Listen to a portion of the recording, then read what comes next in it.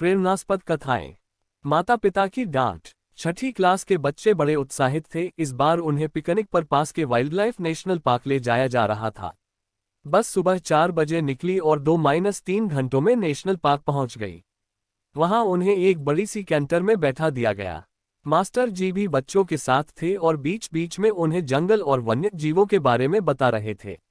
वे धीरे धीरे आगे बढ़ रहे थे कि तभी गाइड ने सभी को शांत होने का इशारा करते हुए कहा, उस तरफ देखिए, यह एक दुर्लभ दृश्य है। एक मादा जिराफ अपने बच्चे को जन्म दे रही है। फिर क्या था, गाड़ी वहीं रोक दी गई और सभी बड़ी उत्सुकता से वह दृश्य देखने लगे।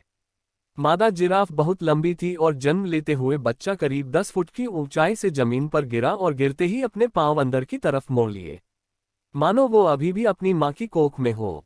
इसके बाद मां ने सर झुकाया और बच्चे को देखने लगी। सभी लोग बड़ी उत्सुकता से ये सब होते देख रहे थे कि अचानक ही कुछ अप्रत्याशित सा घटा। मां ने बच्चे को जोर से एक लात मारी और बच्चा अपनी जगह से पलट गया। कैंटर में बैठे बच्चे मास्टर जी से कहने लगे, सर आप उस जिराफ को रोकिए, नहीं तो वो बच्चे को मार डालेगी। पर मास्टर जी ने उन्हें शांत रहने को कहा और पुनः उस तरफ देखने लगे।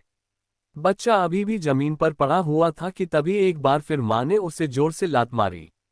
इस बार बच्चा उठ खड़ा हुआ और डगमगा कर चलने लगा।